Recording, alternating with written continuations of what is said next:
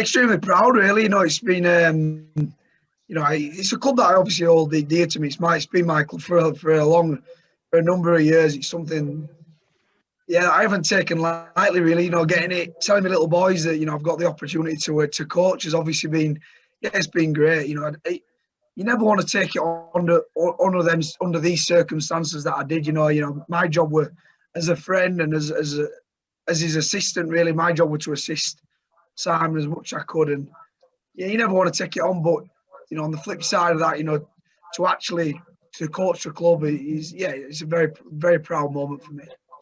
Not good enough, not acceptable, and you know, we're in a tough spot at the minute.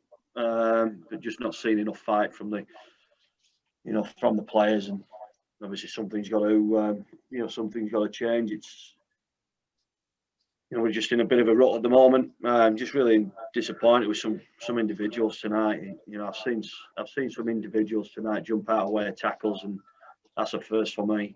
I thought the start of the game pretty strong. Again, first 15, 16 minutes, and then we get to that 16-minute mark, and we just implode, mate. We just implode. Either it's just through some, you know, poor kicking game, or some poor execution, or just some blatant, just one-on-one missed tackles. So yeah, just really frustrating, mate, to be honest. When a club and when a coach decides that they're no longer going to be, they're no longer going to stay with each other, I think the writing's on the wall at some point. Did I expect it yesterday? No. Was it a little bit, you know, it was out of the blue as in yesterday, BC, you know, the day before we played, but yeah, I think the writing was on the wall from both parties. Very, very difficult, really, because what happened yesterday, just to give you a little rundown in the way the day transpired, was we were supposed to train at 10 o'clock in the morning. We then got a message about the boys started to arrive at Huddersfield. Some of them travel from over the Pennines from the dark side, and so they get over here quite early. And then we got basically a message off the RFL saying a Leeds player has been tested positive for COVID, so that we're going to have to postpone training until the track and trace protocol took place. Fair enough. So the boys were separated in multiple coffee shops in the round because they weren't allowed to be together. A few hours sort of passed by. Then the announcement got made that Simon and the club had parted ways. So, yeah, to say it was a little bit surreal would be an understatement. And then from then, the RFL got back in touch about half an hour later and said, right, you can actually train now, get the players together. But 4 of them are not going to be able to play. So 4 of the starting, or 3 starting players and 1 bench man got told then not to play. So, yeah, we had a quick meeting. I basically had half an hour to basically organise myself and get the lads ready. Yeah, this is the hardest 6-7 weeks that I've had as a coach, and you know, things don't look to be, you know, changing anytime soon. It's just so frustrating because there's a decent team in there, and you know, it all boils down to attitude, and you know, we're just miles off. We just honestly we're miles off. We just seem further and further away from, you know, from the rest of the comp at the minute. Everyone's got ambitions and aspirations to be an head coach, and I'm just like everybody else. You know, I do understand that I've probably escalated the coaching ladder a little bit quicker than some normally. You know, I've only been doing it for 4 years, but you know, I'm not going to lie. I believe in myself. I know that I'm a good coach. I know that I'm good. I know that I think it's made for me as coaching. It's something that I've always had an eye on. It's something that I've done. You know, when I was 21-year-old at Salford, I was already coaching Siddle amateur first team, and it's something that I've carried on with throughout my career. And yeah, it's something obviously I'd like to do it. Whether it happens that, you know, at the end of my tenure here during the short period as caretaker coach, yet to be decided. But my firm focus at the moment is to get us playing the type of rugby that we was pre-lockdown. and actually getting that belief within our group. I believe in the players, honestly, I do. I believe in the group that we've got.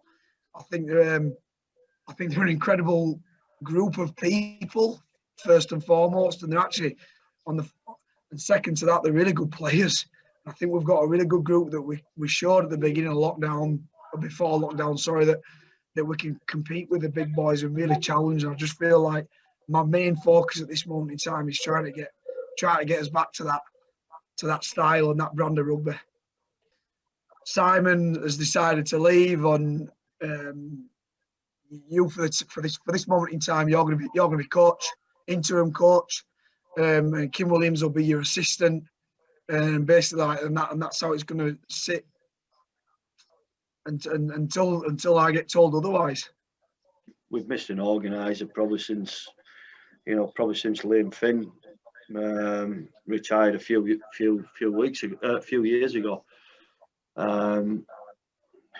There's just not a great deal out there, JD. To be honest, it's just a patient game. We've just got to wait and just be cute with the money that we're going to have to spend. But we had a team tonight that were more than capable, and we had two more than capable halves there tonight that should have been out and could and should have got us around the field. That wasn't the case tonight, and we just got to remember that there's only there's a kid there that's 19 and also a guy that's playing half that's a fullback. So it's quite challenging in that respect. But we spoke all week about toughness and resilience and all those big trigger words, and there was no toughness about us, and there certainly wasn't any resilience in us in that first half.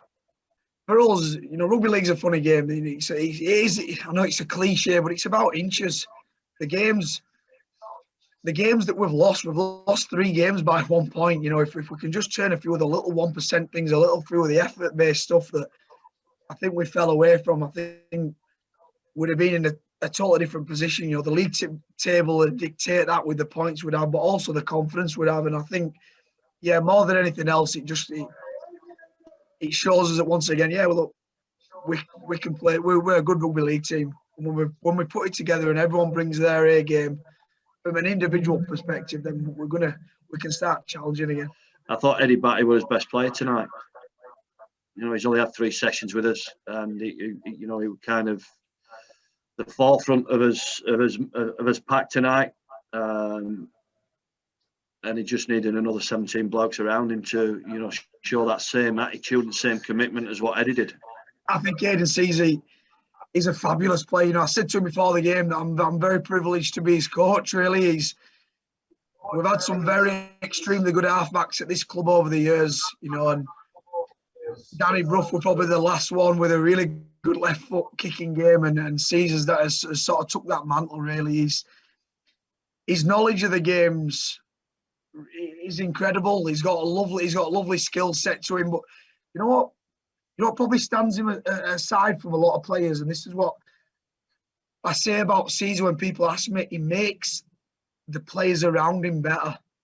And I think that's a real testament to him as a person, as a character, that when he makes other people play better, I think it says a lot about him. And it's the confidence that he instills in everybody else. When he walks out on the field and he's at the side here, you can feel that the other players, they feel better in themselves. And I think that's probably the biggest testament I can give him.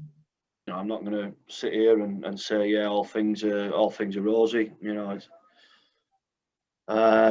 had a real challenging 5-6 weeks for obvious reasons with the COVID and